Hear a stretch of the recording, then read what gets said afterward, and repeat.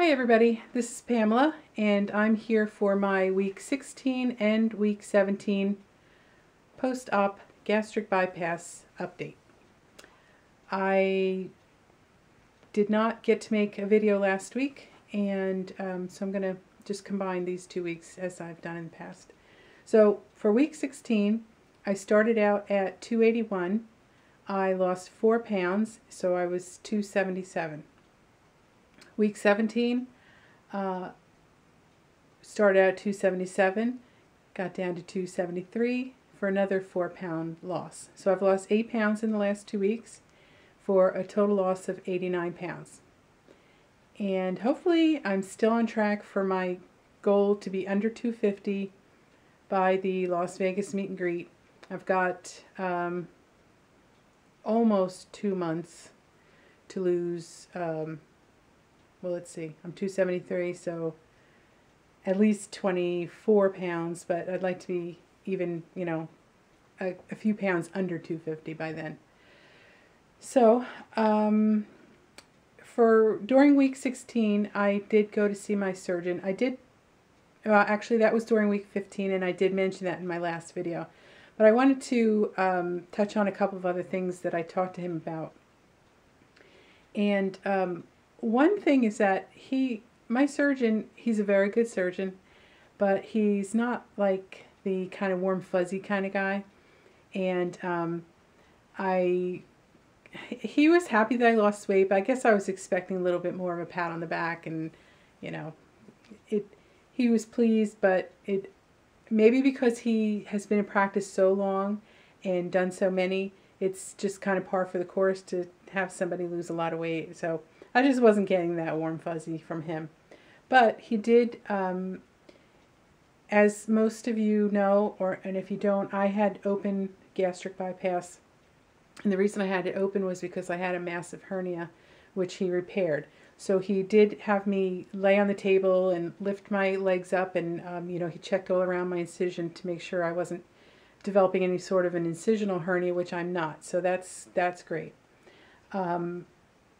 I asked him about calories, because I said there really wasn't anything in the literature that he gave me regarding calories. And he said at this point, at this stage, not to worry about calories, to just eat healthfully, follow the food guidelines that he did give me, and if I start to taper off on my weight loss or get to a point where I'm not losing any more, then to address more of the calories. Although I average about anywhere from 800 to 1,000 calories a day now.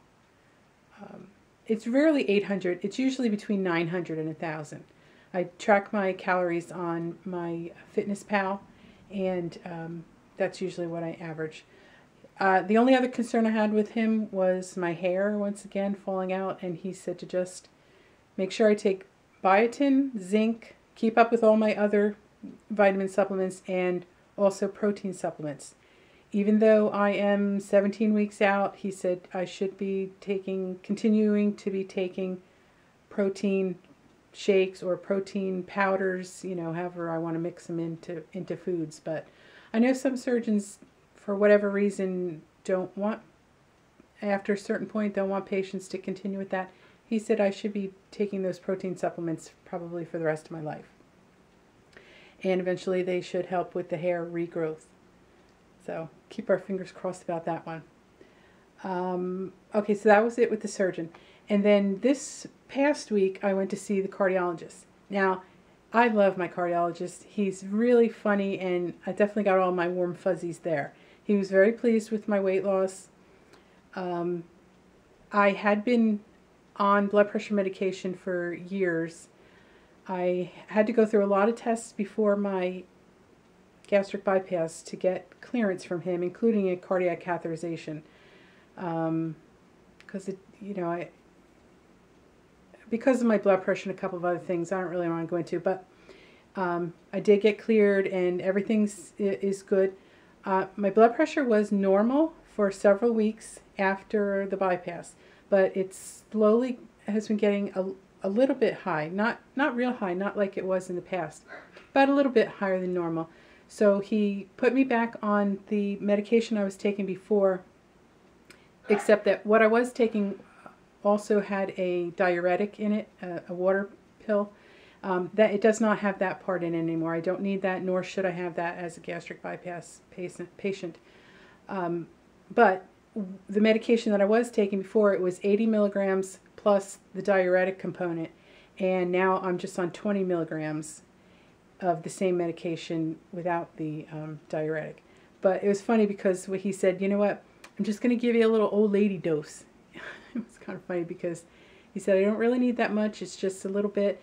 And it's possible that as I lose more weight, I may be able to go off it completely. But I'm not counting on that, only because I have 3 brothers and a sister, and they're all on blood pressure medication, as was my father, and none of them were overweight. So I think it's more of a genetic thing. But anyway, you never know. I might be able to do that. So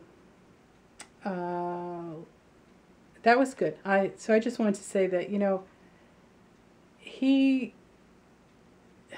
it's just so funny how different doctors have different manners and, or, you know, bedside manners or office manners, whatever you want to call it. But I just felt so good when I left his office, and you know, I wish I could say the same about my surgeon. Like I said, he's not a bad guy, he's a good guy, but I mean, maybe it's just something about being a surgeon that kind of, you know, you're used to dealing with patients that are unconscious anyway. But the only thing, other thing I want to mention was I got a medical ID bracelet. I saw Tony, well, I've seen several people mention them, but Tony Skinny Britches to be, Mrs. Skinny Britches to be, Tony, she had put up a link to a place where she got her medical ID bracelet, but they were sold out of the 8-inch size, which I needed. So I found another site. It's called Hope Page Designs, and I will put the link in the bottom. But it's rubber, and it fastens like a watch band, and then if a medical personnel saw the alert sign there, then they take it off, and it has the engraving. I don't have my glasses on. It has the engraving on the back, which you might not be able to see. I'm going to actually insert a picture so you can see how it looks on the other side where it's engraved. So that's it for today. It's a beautiful day here in New Jersey, and I'm going to be heading out for my walk shortly. So I'll see you next week. Bye-bye.